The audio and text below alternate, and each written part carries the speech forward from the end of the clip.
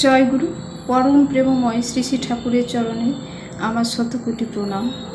জগৎজননী বড়মার চরণে আমার শতকোটি প্রণাম।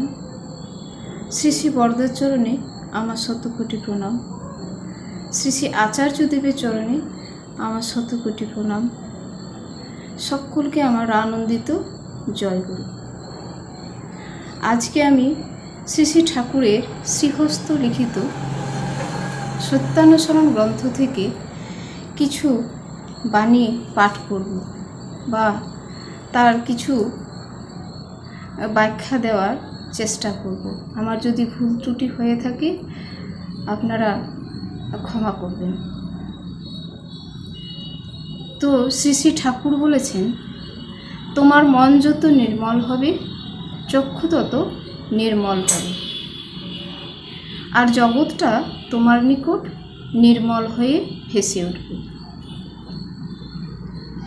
ঠাকুর বললেন, তোমার মন যত নির্মল হবে তোমার চক্ষু তত নির্মল হবে, আর জগৎটা তোমার নিকট নির্মল হয়ে ভেসে উঠবে। আমার মনকে আমি যত পরিষ্কার, যতটা স্বচ্ছ করব, তাহলে আমার চক্ষু ততটাই পরিষ্কার হবে। আর মন যদি পরিষ্কার হয়, মন যদি ভালো হয়, তাহলে আমরা জগৎকে ভালো দেখতে পাব। জগতের সব কিছুই আমরা ভালো দেখতে পাব। তাই ঠাকুর বললেন, সর্বপ্রথম তোমার মনকে নির্মল করো, তাহলে তুমি জগৎটাকে নির্মল দেখতে পাবে।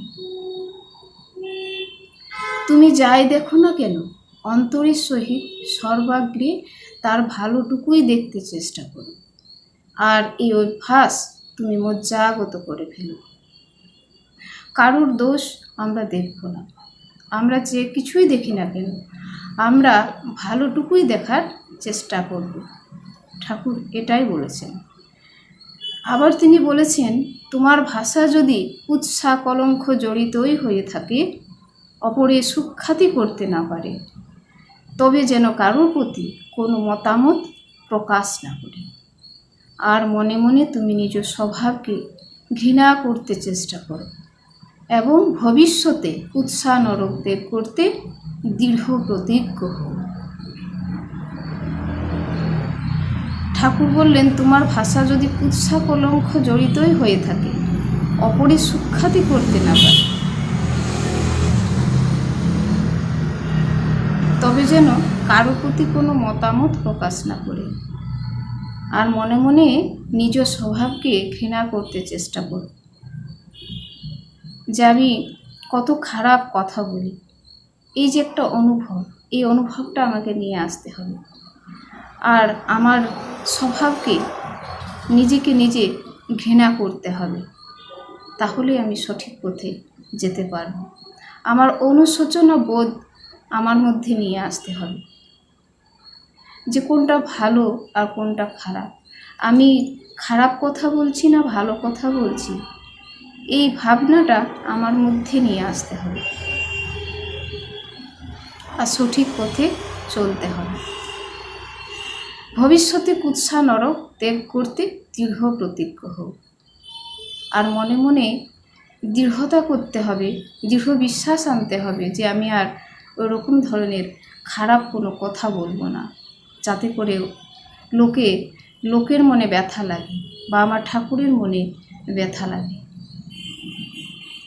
পরনিন্দা করায় পরের দোষ কুড়িয়ে নিয়ে নিজে কলঙ্কিত হওয়া। পরের নিন্দা যদি আমরা করে থাকি, তাহলে ওই পরের দোষটা কুড়িয়ে নিয়ে নিজেই কলঙ্কিত হওয়া। আর পরের সুখ্যাতি করা অভ্যাসে নিজের স্বভাব অজ্ঞাতসারে ভালো হয়ে পড়ে। আমরা যদি পরের সুখ্যাতি করি, তাহলে ওই অভ্যাসে নিজের স্বভাব অজ্ঞাতসারে ভালো হয়ে যায়। তাই পরের দোষ আমরা দেখব না। তাই বলে কোনো স্বার্থবুদ্ধি নিয়ে অন্যের সুখ্যাতি করতে নেই। তাই বলে কোনো স্বার্থবুদ্ধি নিয়ে অন্যের সুখ্যাতি করতে নেই, সে তো খোসামত। সেক্ষেত্রে মনমুখ প্রায়ই এক থাকে না, সেটা কিন্তু বড়ই খারাপ। আর তাতে নিজের স্বাধীন মত প্রকাশের শক্তি হারিয়ে যায়। তাই আমরা কোনো স্বার্থবুদ্ধি নিয়ে অন্যের সুখ্যাতি করব না, সেটা কিন্তু খোসামত। সেক্ষেত্রে মনমুখ প্রায় এক থাকে না। আমি মনে বললাম এক, আর মনে মনে ভাবলাম, আর মুখে বললাম এক, তা করলে কিন্তু হবে না। ঠাকুর বললেন এটা বড়ই খারাপ, তাতে নিজের স্বাধীন মত প্রকাশের শক্তি হারিয়ে যায়। তাই এটা কিন্তু আমরা করতে যাব না। জয়গুরু, আপনারা সবাই ভালো থাকবেন। সকলকে আমার আনন্দিত জয়।